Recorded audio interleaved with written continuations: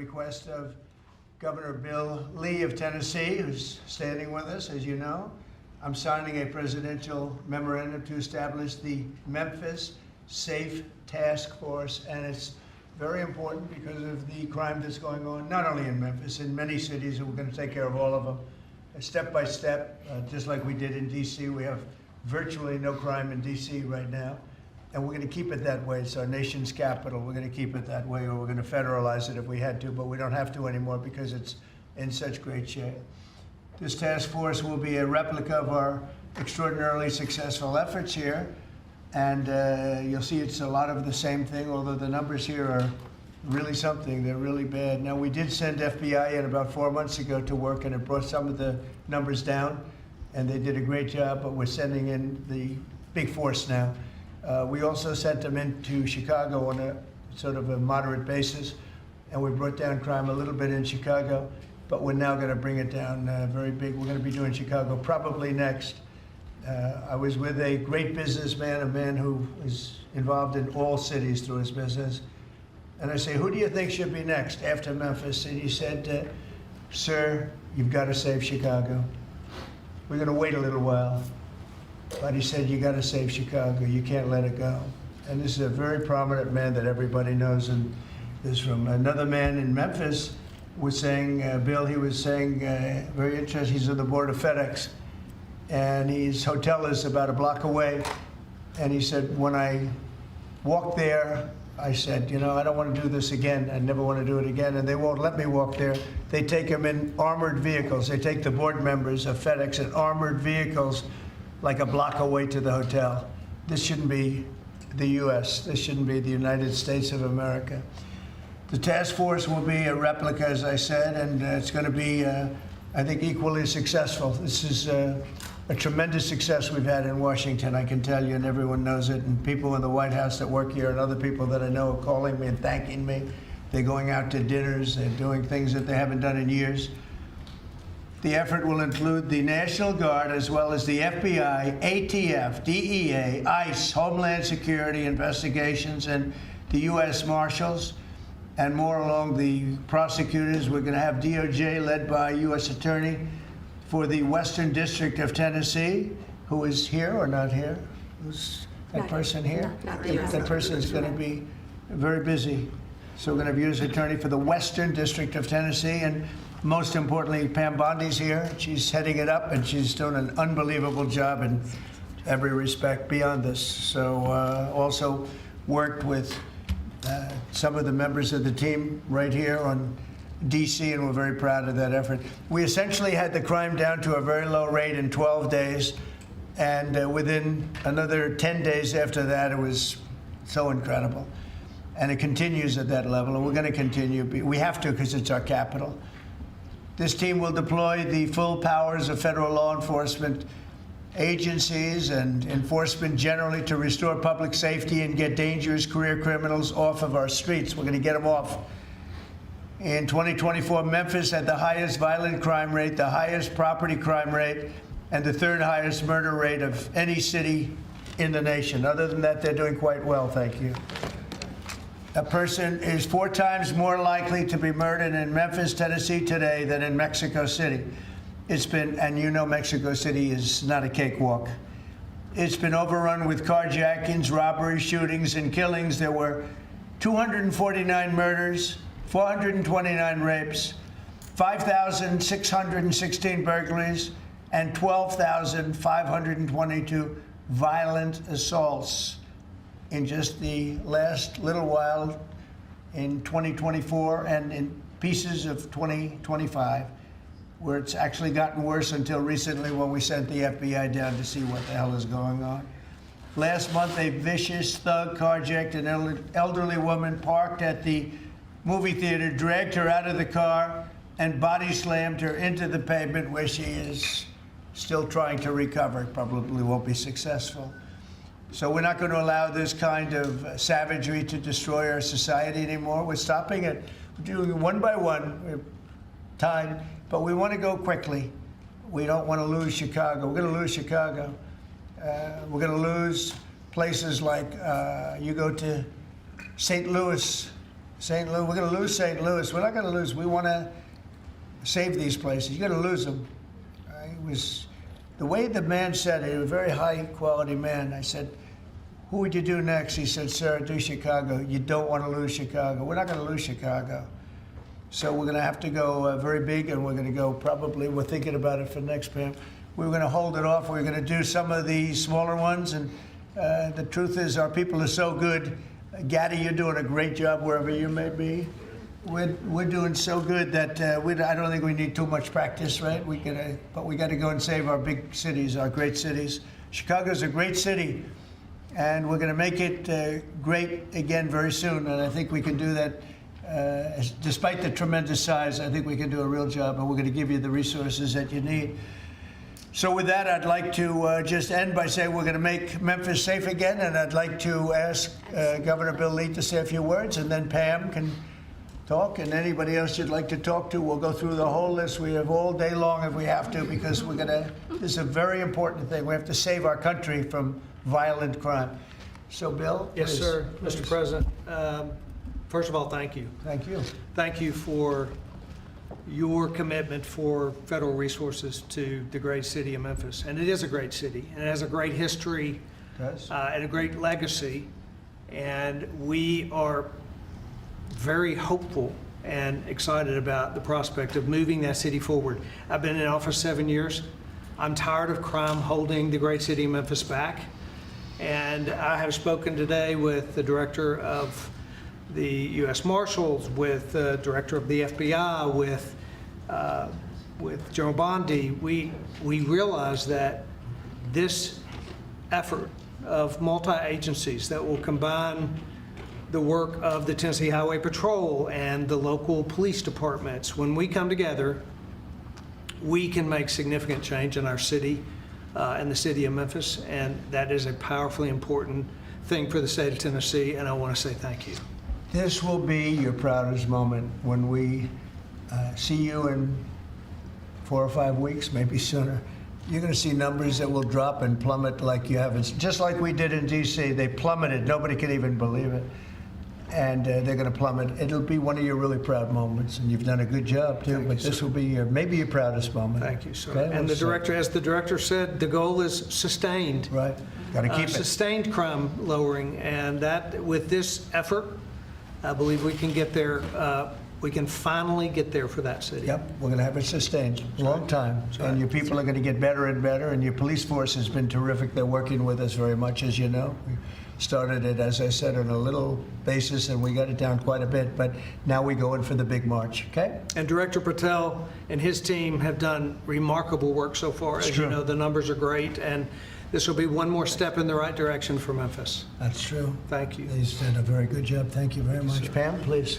President Trump, at your directive, we went in, as you all know, to D.C. and took over the city of D.C., working hand in hand with Metro Transit Authority. All of the agencies represented here today got over 2,000 violent offenders, got over 200 guns off the streets of D.C., and D.C. is safe again.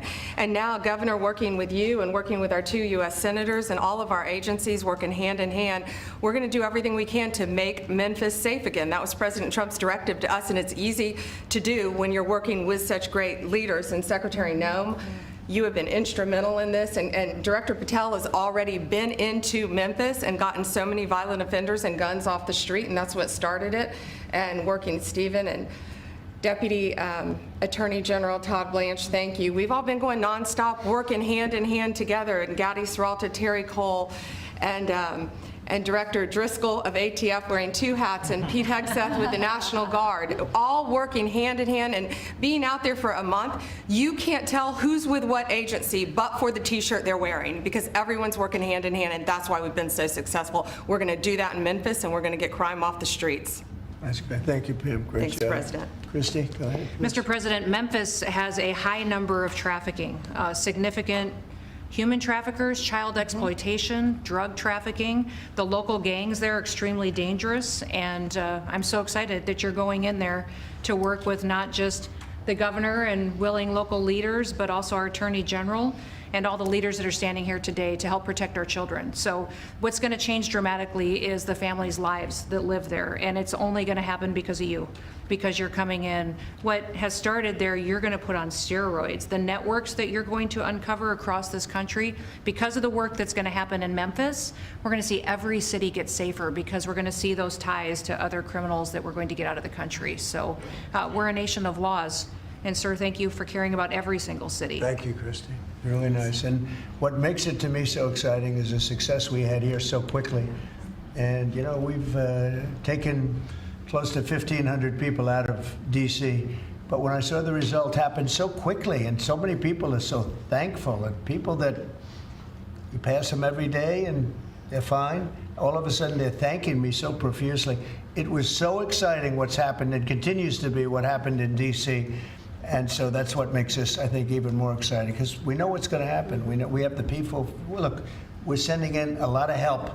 And these cities have been taken over for years, and the last 4 years under Biden, what's happened is just a disgrace. So it really has, what the success we've had here has made it to me much more exciting, because I think we're going to have proportionally. I mean, you have cases where it's even worse. I have some people, we have some people quoted today that we took out of papers. We're so grateful for the National Guard coming, said an owner of a Memphis tax service. It's so dangerous here. It's so darn dangerous that you can't get out of your car. If you get out of your car, he says you get robbed, you get mugged, you get hit. You can't go to the market or a service station. So yeah, I want to see crime stop, and I want to see the National Guard come in right away if that's what's necessary. There's a need. Here's another one from a director of a Memphis-based crime prevention organization. There's a need for more boots on the ground. You have to get them done fast before we totally lose it. They're going to lose it all. I got 2 guns put in my face, then another, within 5 minutes at 2 different locations. He said, I got a gun put in my face, then I went someplace else, had another gun put in my face.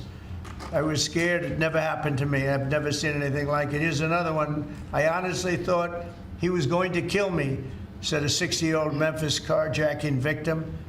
A man walked up, give me your car, you got 5 seconds to get out or you're dead. This is what we have in this page after page of the same kind of thing. Cash, would you say a few words, please? Thank you, Mr. President. Thanks to your brilliant foresight, you had asked us to go in quietly into these cities to help set the landscape, to work with the Interagency, and to make America safe again. And we've done that under the FBI's banner program of Operation Summer Heat. And the results are only as good as the prosecutions. And because the Attorney General and the Deputy Attorney General have mobilized DOJ to successfully prosecute so many violent criminals, we have set the landscape for the Interagency to come into Memphis and really make it safe permanently. As the governor and the senators and the other directors were saying, it's not a short-term mission, but thanks to you launching us early, launching us quietly, not looking for the credit, Mr. President, we greatly appreciate your support and the advanced foresight you had in doing that. It's so exciting, and somebody had to do this. A president should have stepped up long ago and saved these cities. So it's not that I wanted to do it, believe me. Somebody had to do it, and we're doing it in a big way. Pete, could you say a few words, please? Yes, Mr. President. You know, from day one, the DOW, the Department of War, I'm glad you made that correct. corrected it for you, sir, has been proud to stand with our partners across the interagency, whether it's the southwest border, whether it was Los Angeles getting ahead of that, whether it's right here in Washington, D.C., where Secretary Driscoll and the Army and the National Guard have taken the lead in helping across all of these great folks to secure the city. We are very proud to be here, to stand strong alongside law enforcement. We're glad that Memphis is the place to go. The volunteer state, we're not going to have any problems with the Tennessee National Guard being willing to go in and stand strong in Memphis, sir. Not at all. And get ready, because you'll be doing a lot of other places that are almost as troubled. You got it, sir. Some of them are equal. You look at what's going on in Baltimore, where the governor was telling me how wonderful it is, and you can't walk across the street without being shot. Could I ask our 2 great senators to say a few words, please? Of course, Please, Mr. Marshal. President, thank you so much. I want to say a thank you to Director Patel, because he had promised that he would come into Memphis. We've had Operation Viper there this summer. There have been over 500 arrests. There are over 100 indictments. And Memphis had the best stats they have had in years this past August. Last month, it was the best August they have had, and it's because of the work that's been done. And now to have a new phase of this enforcement for Memphis, where we are going to have all of these agencies working as a team, as the governor said, making certain that this is a long-term effort to make Memphis safe again. Mr. President, we are so grateful and we thank you. Thank you. Yeah, thanks, Mr. President. And this is an issue that's plagued Memphis since I was a boy, Mr. President. And it's time that we addressed it, and I appreciate your leadership allowing us to do that. And the team that you've assembled here is going to help us deliver the most fundamental responsibility of our government, and that's public safety. This shouldn't be a partisan issue. This should be something that is our primary goal. And certainly I hope to see Memphis become the safest city in America. And thanks for the effort of all of your team here to make certain that happens. Thank you, Governor Lee, and I want to say thanks to the Memphis Police Department and the Sheriff's Department there too, who have all worked closely to bring this together. I look forward to tremendous results. And I want to thank the FBI for the last 4 or 5 Yes. months, because they have brought down the numbers quite a bit. Chicago here and a couple of other places that we can talk about later if anybody wants to. Could I ask you two guys, Terry, Gaddy, to say a couple of words also? You really did lead the charge here, and you've done such a great job. Please. Mr. President, thank you for always supporting law enforcement. I think the major difference here in Washington, D.C. has been your support for law enforcement, has been empowering the men and women that are on the street working every single day. And I look forward to not only going to Memphis, but other places in Tennessee as well. And I think you'll hear from us real soon, Mr. President. Thank you for your support, sir. We have plenty of places. Yes, sir, we do. You know the country very well.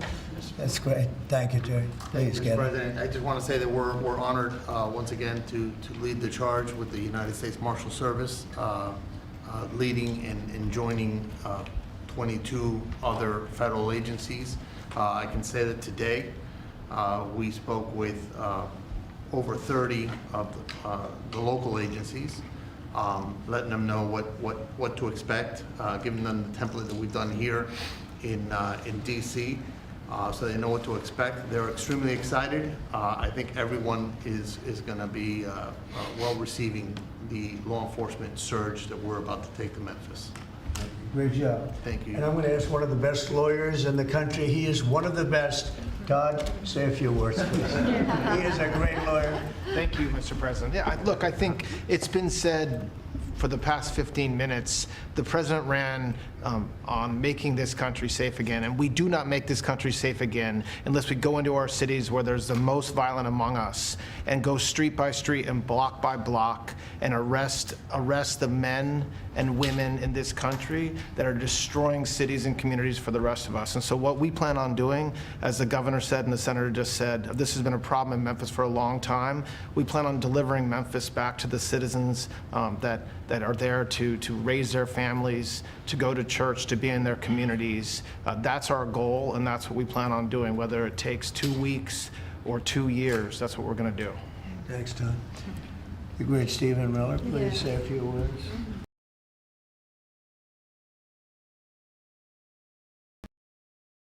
I think that's going to be hard. President Trump's initiative here in Washington, D.C., is important to understand, is the most successful anti-crime initiative in American history. I mean, just think about it for a second. In 30 days, President Trump put together a team that saw the largest ever violent crime reduction in any city in American history, something that people had not been able to do in 40 years. That is a momentous achievement. And now the president is going to take that same model to Memphis, and as he said, more cities after that. The team that president has put together has no equal today or anywhere in American history. I think what's happening here is that what the president has done is made clear. The power of federal law enforcement that was used for the last 4 years to harass and attack conservatives, to harass and attack Christians, to go after law-abiding families, the power of law enforcement under President Trump is going to be used to get all the criminals, all the violent offenders, all the murderers, all the cartels, and all the domestic terrorists off our streets. So whether you're Antifa, whether you're a domestic terrorist, whether you are a violent gang member, a drug trafficker, a trained Iraqwa killer, or anyone else that's threatening our people, President Trump is saying he's going to use his FBI, his DOD, his ATF, his DEA to wipe you out to put you in behind bars, to take you off the street, or to apply whatever legal consequences necessary. Mr. President, I'm honored beyond words to be a part of this team under your leadership as you've saved thousands of lives. Thank you very much. Come on over, let's sign that bill. You want to say anything about our great military real fast? What a job he's doing, this guy. Mr. President, so our Army National Guard is honored to be part of this mission. This is their community. A lot of them are from DC, they're from Tennessee. When you talk to them, when you talk to the actual population out there who interact with them every day, they say it's a blessing to have them as a part of their life. And then for the National Guard getting to have this where they get to improve their communities, where their kids are growing up and they're going to church, and this is where their families are. Many of them, sir, have said this is the honor of their lifetime, so thank you. Look at that nice face, and yet he's a killer. That nice, beautiful face, and he's a total killer. I don't know how you do it, huh? Does a great job. Everybody here is doing a fantastic job. All right, here we go.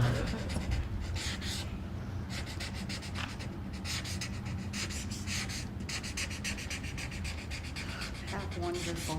Okay. There we Wonderful. go.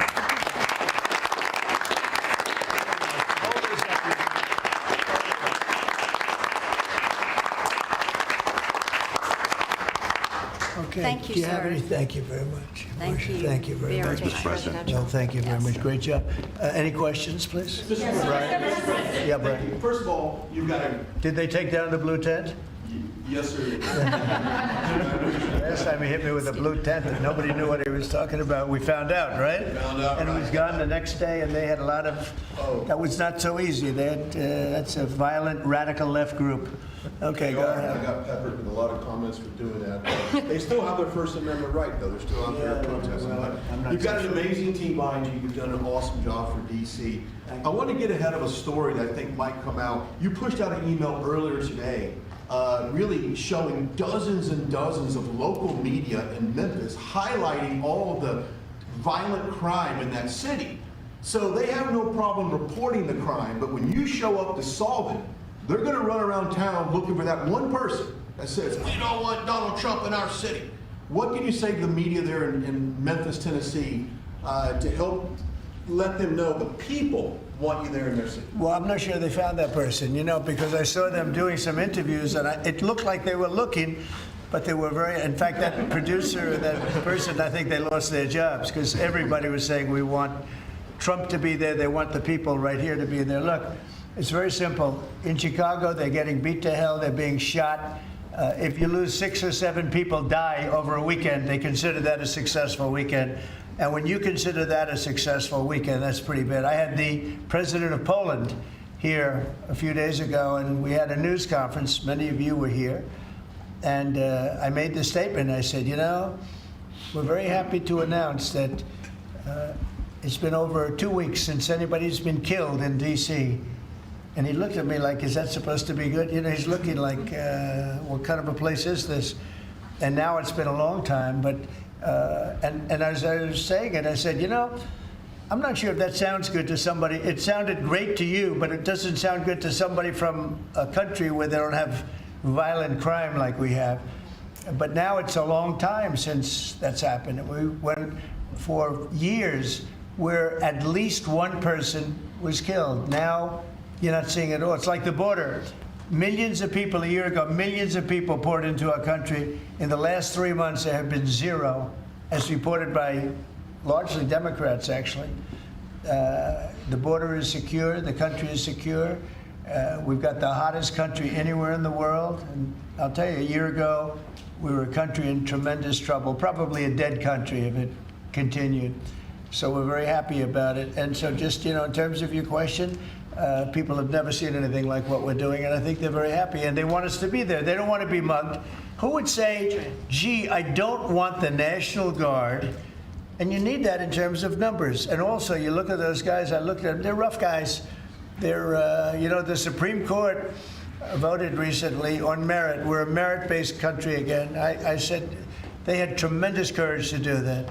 We're a merit-based country again. When I looked at the people that were patrolling the streets for the National Guard and for others, I could see we're merit-based. They were rough-looking, they were tough-looking, and they love our country. So that's where we are, Brian. Thank you. Thank you very much. Yeah, please. Yes. Given with all the that's going on with Charlie Kirk's assassination and Yeah. the left-wing, a lot of left-wing violence going on, do you have plans, and actually this is a great opportunity with all these, do you plan on designating Antifa finally a domestic terror organization? Well, it's something I would do, yeah. If I have support from the people back here, I think we'd start with Pam, I think. But I would, if you give me, I would do that 100%, and others also, by the way. But Antifa is terrible. Are there other groups that you can think of? There are other groups, yeah, there are other groups. We have some pretty radical groups, and they got away with murder. And also, I've been speaking to the Attorney General about bringing RICO against some of the people that you've been reading about that have been putting up millions and millions of dollars for agitation. These aren't protests. These are crimes, what they're doing, where they're throwing bricks at cars of ICE and Border Patrol. And they come in with a beautiful new car. They're so proud. It's Border Patrol, ICE, it's got whatever it is. And they're throwing rocks at it. And after 50 yards, it looks like an old beat-up vehicle. It was just brand new. It was just bought for the purposes. And they don't have to take that anymore. I let it be known. We'll take responsibility. They don't have to take it anymore. And they don't want to take it. They were told by a past administration, it became almost a culture, if somebody throws a rock at you, do nothing. If somebody spits in your face, do nothing. And I say, when they spit, you hit. Do whatever you want. You do whatever the hell you want. I watched it so sick it made me. For 4 years, I had to sit home and watch people screaming at policemen and spitting in their face, and they weren't able to do anything. They just had a grin and bear it. They're standing up like a piece of steel. And a woman, in many cases, women, you can see they're professional agitators. I had one the other night. I had 4 the other night, all in one group, total phonies. I started to scream when I got into a restaurant, something with Palestine. And I said, well, I'm doing a great job for peace in the Middle East. I should get lots of awards for that, right? With the Abraham Accords and everything else. But a woman just stood up and started screaming. And she got booed out of the place, too. There were a lot of people in the restaurant. I went there to show how safe, and it was safe. I mean, the woman is just a mouthpiece. All she was a paid agitator. And you have a lot of them. And I've asked Pam to look into that in terms of RICO, bringing RICO cases against it, criminal RICO, because they should be put in jail. What they're doing to this country is really subversive. Mr. President, can I ask you one on crime? Mr. President, can I ask you one on sure. crime and one on Charlie Kirk? You've floated potentially going into St. Louis. You mentioned you want to go into Chicago next. Could St. Louis be after Chicago? It's going to be around there someplace, yeah. We got to save St. Louis. We got to save these cities.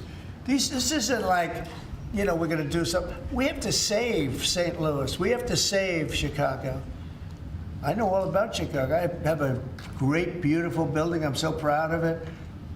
But, you get less proud when you see all the crime. When they announced 2 weeks ago, 11 people killed, this is over a weekend, I think they said 38 people shot and 11 people dead. And then you watch Pritzker get up and say, we've got crime under control. And I will say that Cash and the FBI did a good job. With a very light force, they went in, and for about 4 months, Cash or so, they've been working on keeping crime down. They have brought the numbers down a little bit. But those are the easy numbers. The first 20, 25% are the easy numbers. That's where it gets. Then you have to bring in the big forces, right, which is what we always intended to do. But I think the FBI's done a very good job. In particular, in Memphis and Chicago, they burned down a little bit. Like 20% and 25%. I guess it's not so little, but we have a long way to go. We think Chicago is going to be next, and we'll get to St. Louis also. And on Charlie Kirk's assassination. And New Orleans we want to get to, too. Your FBI is investigating the potential role of left-wing organizations in the assassination. I'm wondering if you think if Charlie Kirk's assassin worked alone or if he worked with it. I don't know. I mean, I can tell you he didn't work alone on the internet, because it seems that he became radicalized on the internet. That's just by watching same things that you're watching and hearing. It looks like he became radicalized over the internet. And it seems like he has wonderful parents, brought in a wonderful neighborhood, smart guy, great boards, great marks, great student. And then something happened to him over a fairly short period of time. It looks like he was radicalized over the internet, and it's radicalized on the left. He's a left. I have a lot of problems with the left, and they get protected, and they shouldn't be protected. But as you understand, I think very well from the tone of your question. Thank you very much. On Venezuela, sir, and on Israel. First on Venezuela, what can you tell us about this Venezuelan boat that was taken out? And do you plan to provide proof that these were narco-terrorists who were on their way to the U.S.? Well, we have proof. All you have to do is look at the cargo that was, like, it's spattered all over the ocean. Big bags of cocaine and fentanyl all over the place. And it was, plus we have recorded evidence that they were leaving. We've recorded them. It's very careful because we know you people would be after us. We're very careful. The military has been amazing. And General Kane showed me a little while ago the clip, but you could actually see it.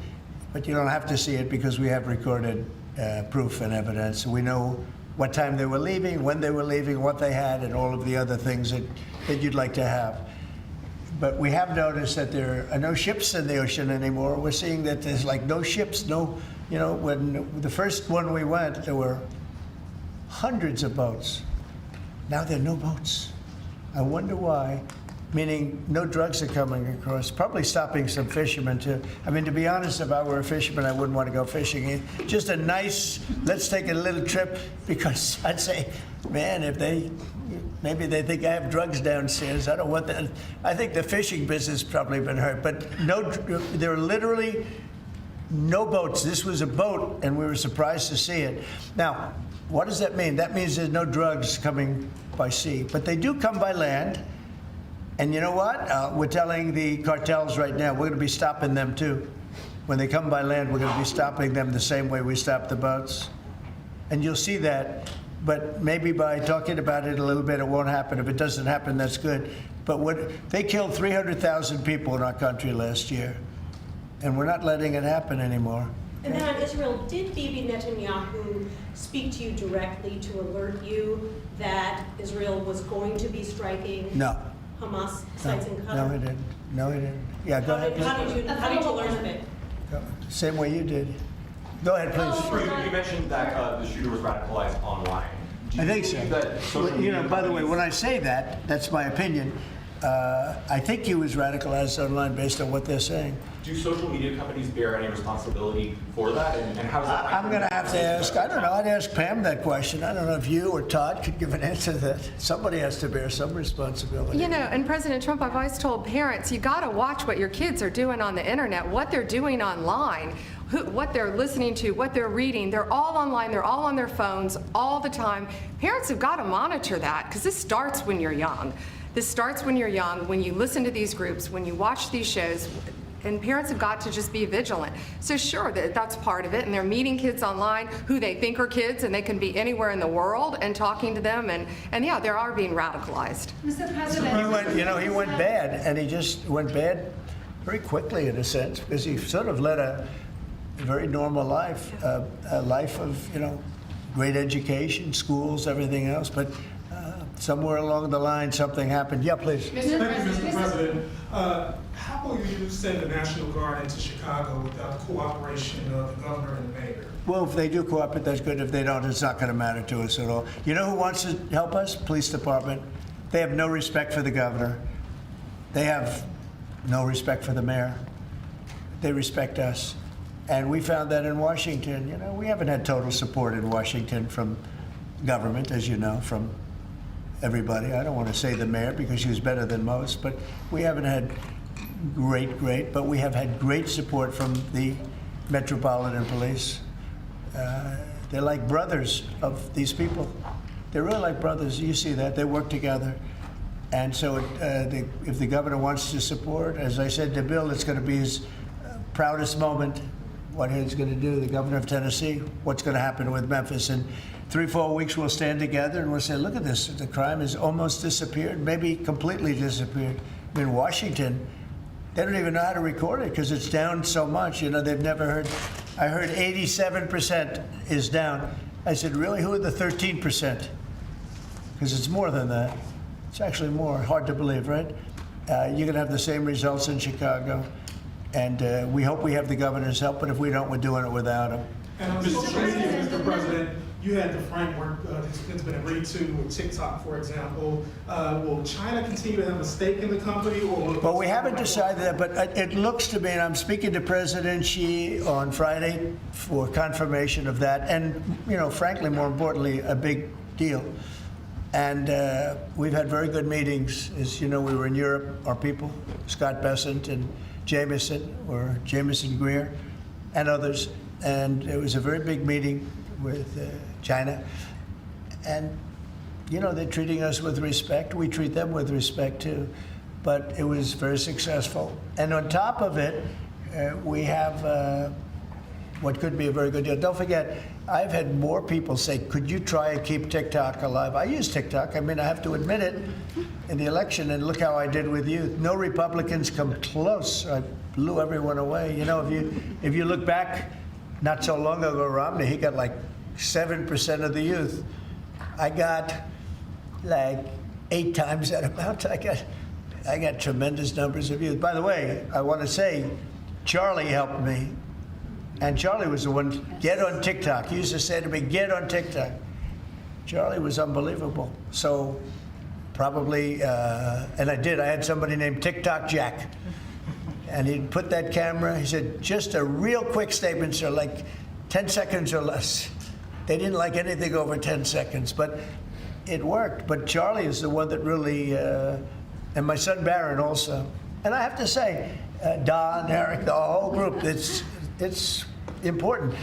And it can maybe even bring us closer to China. We had a very good meeting with China. I was surprised. I didn't expect it to that extent. And I'm going to speak again with President Xi on Friday, and you know, I think that'll confirm things up. Who's buying it? On Charlie Kirk and crime. On Charlie Kirk, do you plan to speak at the funeral, and what would your message be? Well, I'm going on Sunday. We're taking a whole plane load, and having. I was invited on Saturday, but I said I'd rather save it for Sunday. You know, we're going to have a stadium, and I'll bet that stadium is going to be pretty packed.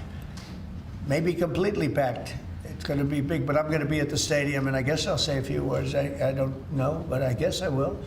But I knew him very well. He was an amazing guy. He was all about young people, getting them started right. And he was like a magnet for young people. They just attracted to him. He loved them, and they attracted to him. His wife is a tremendous person, by the way. He always had great respect for his wife. He got married. I didn't know he was getting married. I heard he got married, and he loved her. He really loved her. She loved him, and I think she'll have something to do with keeping that whole thing going. You know, Turning Point it became a very big deal, and I heard they had like 38,000. So he wanted to get it up to 20,000 chapters. That's a lot. That would have been a lifetime's work. I heard that over the last 4 days, they have 38,000 people wanted 38,000 chapters at colleges, schools, other places. Numbers that, you know, nobody's ever heard of numbers like that. So I think Turning Point could be, you know, through what happened, this horrible act, it could be maybe bigger than it could have ever been had he been there. And I will say this, he'd be very happy if he saw what was going on. And there's some very good people, because I speak at Turning Point quite a bit, and Charlie would call me up. So the last time I spoke to him, he said, sir, and I think it was Phoenix, sir, could you get to Phoenix? This was like in a day. I said, Charlie, I'm the President of the United States. You're coming, asking me if I could speak tomorrow in Phoenix. You can't do that to me, Charlie. But usually I ended up going. He was great. He was a great guy, and he didn't deserve this. He didn't deserve this, believe me. Ilhan Omar, after his assassination, called Charlie Kirk a reprehensible human being. Should she be stripped of her community assignments? I would say, I think she's a disgraceful person. You know, I think she's a disgraceful person, loser. It's amazing the way people vote. I know it's people from her area, maybe of the world. I don't know. They got here and they vote her in. It's hard to believe, but I think she's a disgusting person. And one more question, if I could. A lot of these, in recent of these trans shooters that we've seen over the last couple incidents, This flag right here is up and down 14th Street. This is what would be a trans flag. A lot of people are very threatened by this flag. It means a lot of different negative things to people, violence. Would you be opposed to taking this flag down up and down the streets of DC? Well, I wouldn't be. Then they'll sue and they'll get freedom of speech stuff, so that'll happen. But I would have no problem with it. I will say, and Steve might just mention this, Todd, you might mention it too, because we're putting out an order. Freedom of speech means you can burn the American flag, which I think is horrible. But I noticed something over the last little while. As you do this, you start noticing things that you wouldn't normally think. It really causes unrest and violence when they burn American flag. So the American flag, I wanted anybody burns the American flag, go to jail based on freedom of speech, goes to jail immediately. But the freedom of speech protected them, right? And that's been argued a couple of times. And it's one of those things. But you know what? Hasn't been argued, and we're going to be arguing it, I think, very soon. And that's the violence. They incite violence. So I saw it just yesterday. They burned the American flag, and people that were there were fine. And all of a sudden, they're going crazy, and there's fist fights. It wasn't in Memphis either. But I will say, it incites violence.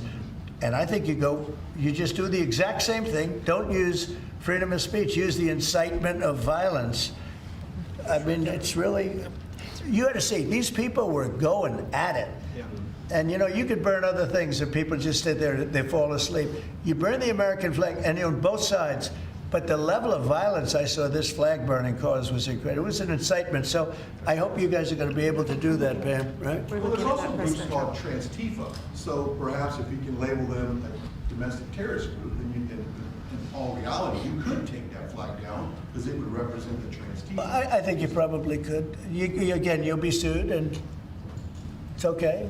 I've been sued before a couple of times, you may have seen. Anyway. Netanyahu said that he doesn't rule out targeting Hamas anywhere they are. You said that you don't want to see Qatar hit again. Are there any guarantees that Qatar... Well, he won't be hitting in Qatar. As I say, I call it Qatar, you call it Qatar. You're actually more right, but actually you're allowed to go. The Emir said, you can say it any way you want, but I've always thought of it as Qatar. I think it's a beautiful sound. And actually, they've been a very good ally. And a lot of people don't know that.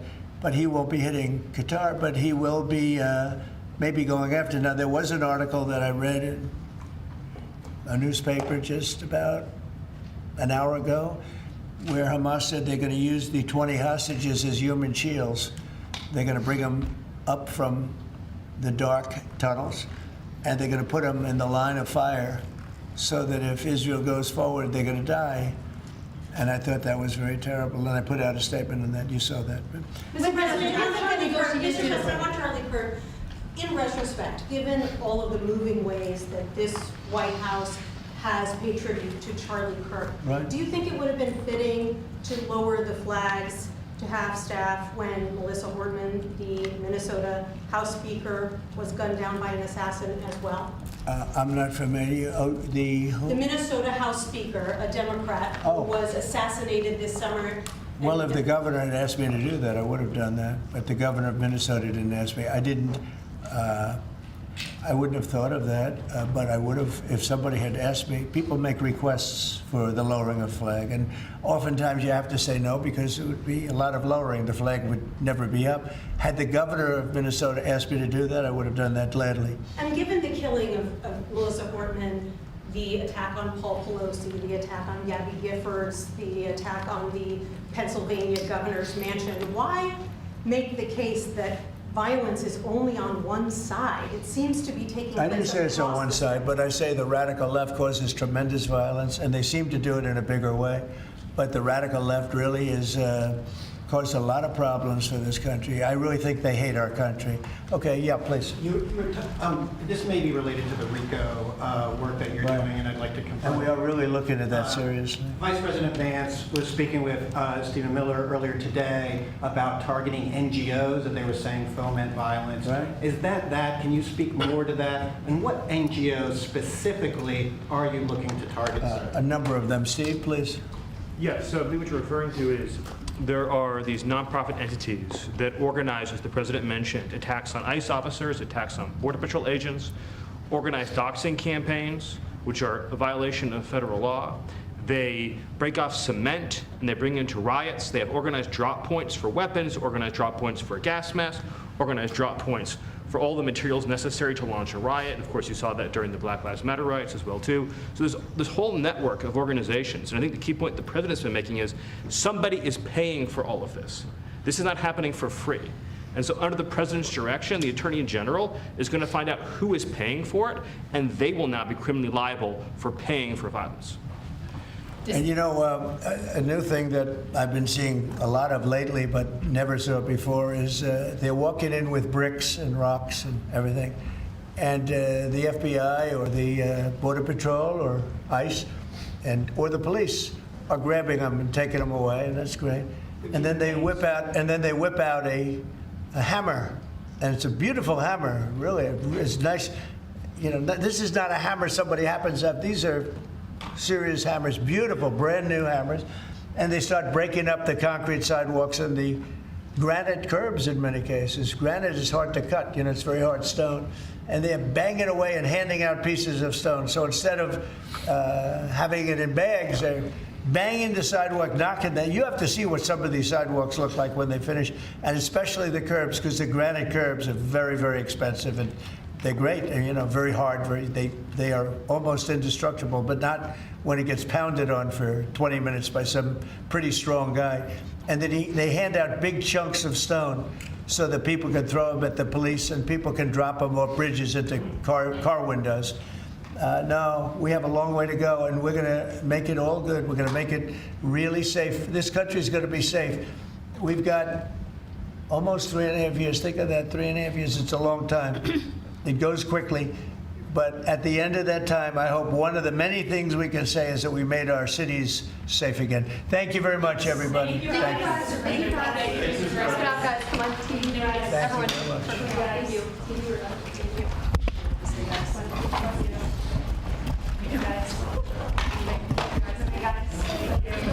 Moving, everybody. Thank you. Love you. Okay, guys, keep going.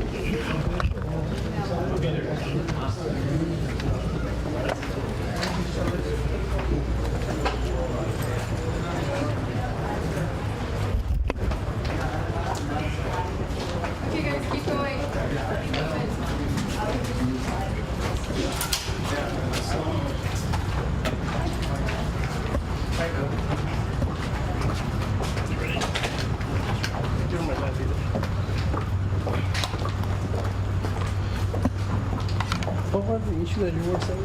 It was something. Hello. How are you guys doing today?